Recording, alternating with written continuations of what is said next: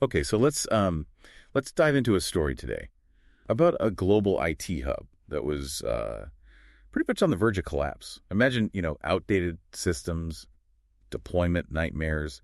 The whole operation is just hemorrhaging money.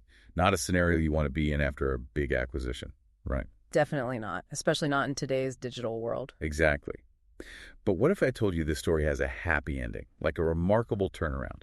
And there's some really valuable insights in here for anyone listening, whether you're in private equity, venture capital, or senior leadership. Well, now I'm interested. What kind of turnaround? So we're looking at episode 44 of Michele Brissoni's Forge of Unicorns podcast. It's a case study that is incredibly relevant to, if you're dealing with portfolio companies facing similar challenges. We're talking about revitalizing a 35-year-old system. It's a monolith, obviously, riddled with technical debt, slow deployments, Yeah. and a culture that's just resistant to change. Sounds familiar, unfortunately. So many companies are just struggling with legacy systems and fear of disrupting the status quo.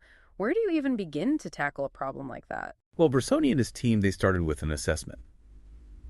But it's data-driven. They tracked over 100 key behavioral indicators, or KBIs. Yeah. This went beyond just the technology. They looked at communication patterns, decision-making processes, even, coding practices. Fascinating. They focused on those behavioral indicators. It's often the human element that gets overlooked in these transformations. What kind of insights did they get from this approach? They uncovered some pretty critical dysfunctions, think slow bureaucratic processes, and what Brissoni calls the superhero developer anti-pattern. It's where individuals are trying to single-handedly solve problems, creates those knowledge silos and bottlenecks. Right. The classic lone wolf syndrome. It can seem effective in the short term, but ultimately creates way more problems down the line. But you can't just drop sensitive findings like that on a team. How did they present this information without demoralizing everyone? They used what Brissoni calls a canonical approach. They created a socially engineered value stream map and used that as the centerpiece. Interesting concept. We know value stream maps visualize the steps in delivering a product or service. What makes this one socially engineered? They tailored it to resonate with the organization's culture, which was very process-obsessed. So by framing the findings within that familiar structure, they conveyed the severity of the situation without triggering immediate resistance. They spoke the company's language, so to speak. Meeting people where they are, using their own framework to help them see the problem. I'm guessing this is where domain-driven design, or DDD, came in. Exactly. DDD bridged the gap between the technical observations and leadership's language. That ensured that everyone understood the problem. From developers to executives, it's all about creating that shared understanding, right? Absolutely. So what painful truths did this value stream map reveal? What were the major bottlenecks? The map exposed a pretty stark reality. They were stuck in a cycle of these slow quarterly releases. Each one was a manual and very error-prone ordeal. They were just drowning in bug fixes. New features were delayed for months, and testing was a major bottleneck. Manual testing. Taking weeks, covering like a fraction of possible scenarios. You nailed it. Barely 20% of end-to-end scenarios were covered, which obviously impacted quality. So they had this crystal clear picture of their dysfunction thanks to the value stream map. So then what do? This is where Brissoni introduces a radical solution, the SW Craftsmanship Dojo. And this isn't your typical off-site training seminar. Intriguing. What makes the dojo concept so different? How does it address these deep problems? Think of it as a holistic ecosystem, a complete rewiring of the organization's behavior, and a fostering of a culture of excellence. They went beyond just, teaching technical skills. Sounds like a significant undertaking. What were the core elements of this approach? What did this rewiring look like in practice? They created this dynamic learning environment. They used gamification, interactive exercises, and role-playing scenarios. They even celebrated experimentation, and yes, even failure. Creating a safe space to learn and fail fast is crucial for cultivating that growth mindset, which is essential for innovation and agility. But what about the role of leadership in all of this? Were they on board with this radical approach? Leadership played a vital role. They actively participated in the dojo sessions. They set the example for those desired behavioral changes. They didn't just talk the talk, they walked the walk. That's critical for any transformation. Leading by example is much more effective than just, mandates from the top down. How did they ensure everyone was aligned on the goals and the progress? They integrated objectives and key results, or OKRs, across the whole organization. This gave everyone a clear picture of the progress and fostered that alignment across the teams. They also incorporated insights from DORA research, which focuses on measuring and improving software delivery performance. So they were using data not just to identify the problems, but also to track their progress and demonstrate the value of the transformation. Smart. But let's go back to the technical side. How did they tackle that 35-year-old monolithic system? That's a beast of a challenge. Hold on to your hats, because this is where the real transformation takes place. They migrated from that clunky legacy system to a modern microservices architecture. Whoa, that's a massive leap.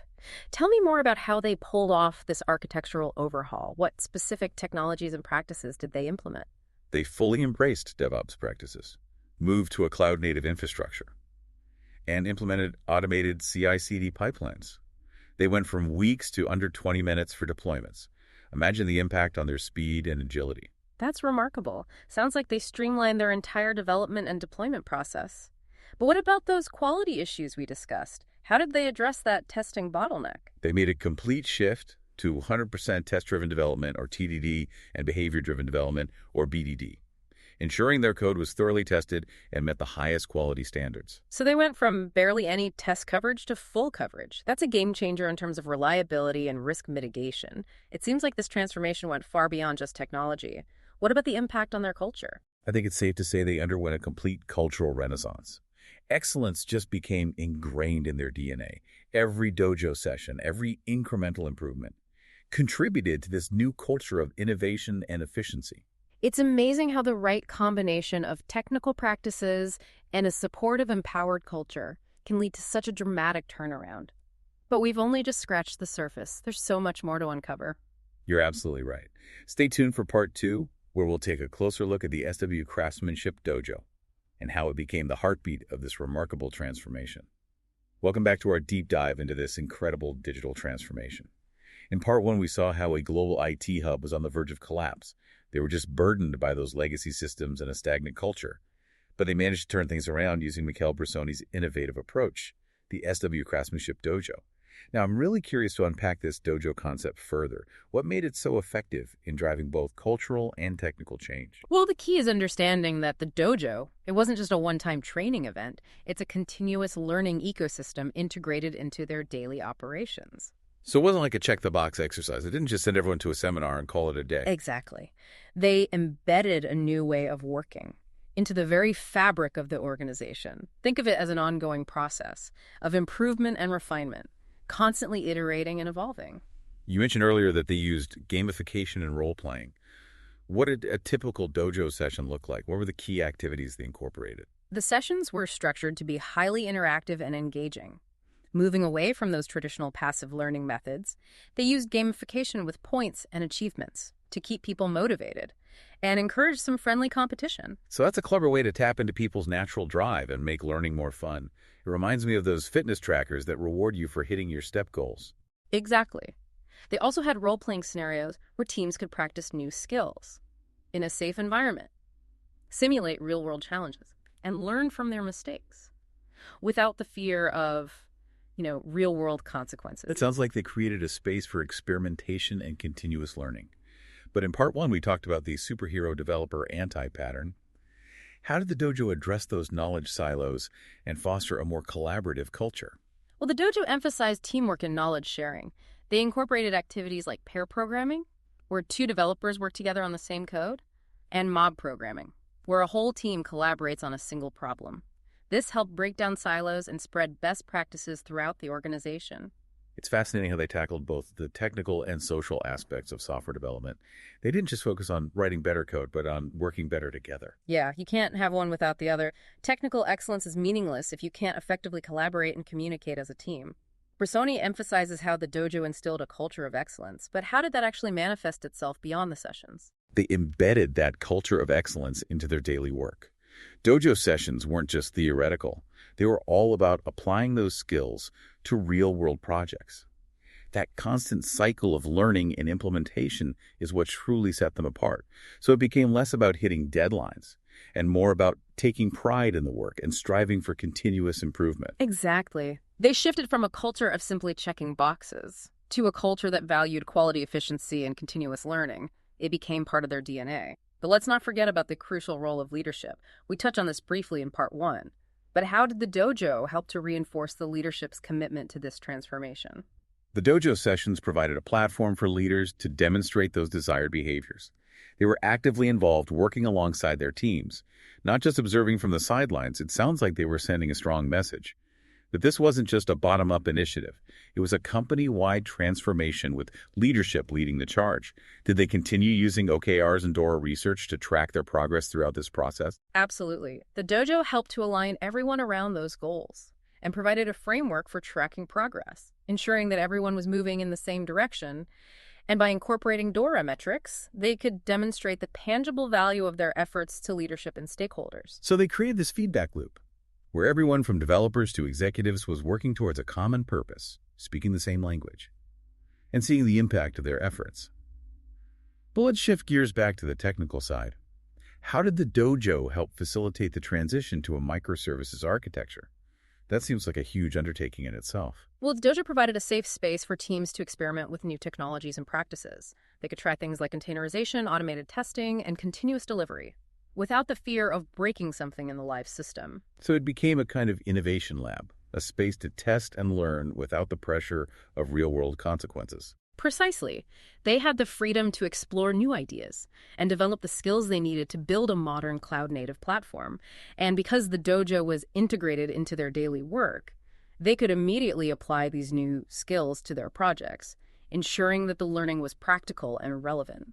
It's remarkable how they managed to bridge that gap between learning and application. They weren't just acquiring knowledge in a vacuum, they were putting it into practice and seeing the results firsthand. This all sounds incredibly seamless, but I'm sure they encountered some bumps along the way, right? What were some of the challenges they faced in implementing the dojo and driving this cultural shift? Of course, no transformation is without its challenges. They had to overcome the inertia of their existing culture. Remember, this was an organization that had been doing things the same way for decades. Change is never easy. It's hard to break old habits, especially when they're so deeply ingrained in a company's culture. There must have been some resistance to these new ways of working. There was definitely resistance. Some people felt threatened by the changes, unsure of their place in this new world. It's natural to resist change, especially when it disrupts familiar routines and power structures. So how did they address that resistance? How did they bring everyone on board with this vision? They focused on open and honest communication. They made sure everyone understood the why behind the transformation, the benefits it would bring, not just for the company, but for them as individuals. Transparency and clear communication are so crucial, especially when you're asking people to step outside their comfort zones. But did they just talk about it, or did they involve people in the process as well? They actively sought feedback, listened to concerns, and made adjustments along the way. It was a collaborative process, not a top-down mandate. They wanted to ensure everyone felt heard and valued, that their opinions mattered. It sounds like they were creating a sense of ownership and shared responsibility for the transformation, rather than forcing it upon them. Exactly. And they celebrated every success, no matter how small. Every step forward, every improvement was acknowledged and appreciated. It's amazing how those seemingly small gestures can have such a big impact on morale and motivation. By recognizing and rewarding progress, they were able to create a positive feedback loop that reinforced the desired behaviors. But we've covered a lot of ground here. Let's take a pause and reflect on what we've learned so far. We've seen how the SW Craftsmanship Dojo went beyond traditional training to create a continuous learning ecosystem that fosters collaboration, innovation, and ultimately a culture of excellence. We've also seen how they use data not only to identify the problems, but also to track progress and demonstrate the value of their efforts. And most importantly, they address the human side of change, engaging leadership, fostering collaboration, and creating a culture that embraces continuous learning. This is a great point to transition into part 3. Where we'll dive into the tangible results of this transformation. How did the adoption of these new technologies and practices, like microservices DevOps and automated testing, impact the company's performance and bottom line? What was the ROI of this cultural and technical overhaul? Stay tuned. Welcome back to the final part of our deep dive. We've been following this incredible digital transformation story, and now it's time to look at the results. After all, that's what really matters in the world of private equity and venture capital, right? Did these changes, these cultural and technical investments, translate into tangible business outcomes? Absolutely. This wasn't just about, implementing the latest trendy methodologies or creating a feel-good work environment. This transformation had a direct and measurable impact on their performance.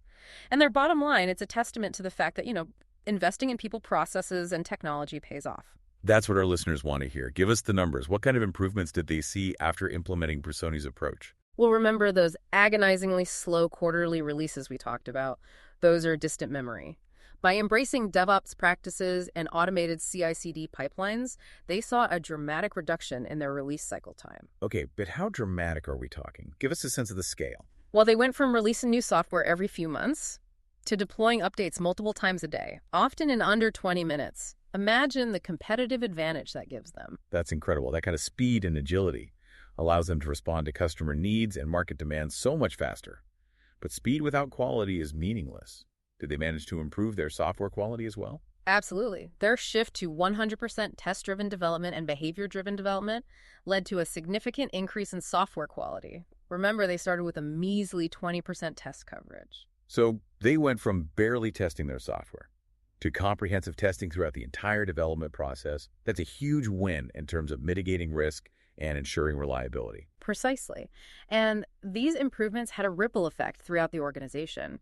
They saw increases in customer satisfaction, reduced operational costs due to fewer bugs and faster deployments, and ultimately a substantial boost to their revenue. This is what makes these deep dives so valuable. We're not just exploring abstract concepts, we're seeing how those concepts translate into real-world results.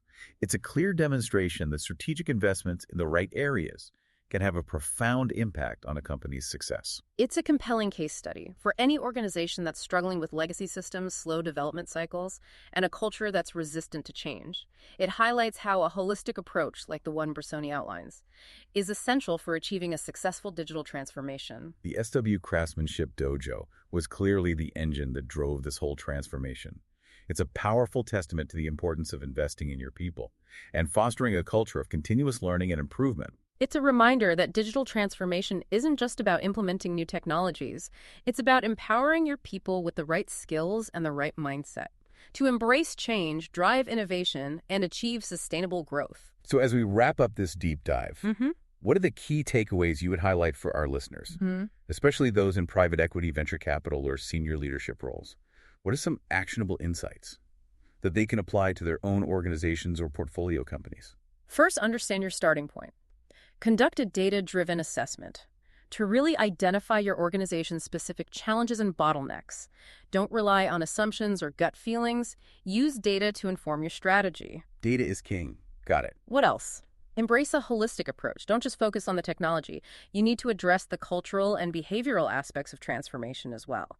The SW Craftsmanship Dojo is a great example of how to create a learning ecosystem that fosters both technical excellence and cultural change. It's about transforming mindsets, not just systems. Exactly. And finally, ensure that leadership is actively engaged in driving the transformation. Leaders need to walk the walk, not just talk the talk. They need to be visible champions of these new ways of working, setting the example for everyone else. This has been an incredibly insightful deep dive. It's a reminder that even the most daunting challenges can be overcome with the right approach, the right mindset, and a commitment to continuous learning and improvement. We've seen how a struggling IT hub burdened by legacy systems and a stagnant culture was able to transform itself into a model of digital excellence. They achieved faster deployments, higher quality software, increased customer satisfaction, reduced costs, and ultimately significant revenue growth. This is a story that should inspire any organization looking to thrive in today's digital landscape. A huge thank you to Michele Brissoni and his team for sharing their insights and expertise. If you're interested in learning more about the SW Craftsmanship Dojo or embarking on your own digital transformation journey, be sure to check out BRIX Consulting. They have a wealth of resources and a proven track record of success. And of course, check out Michele Brissoni's Forge of Unicorns podcast for more inspiring stories and actionable advice. Thanks for joining us on this deep dive. Until next time. Thanks for listening, and please remember to subscribe to the Forge of Unicorns to stay up to date with our latest episodes.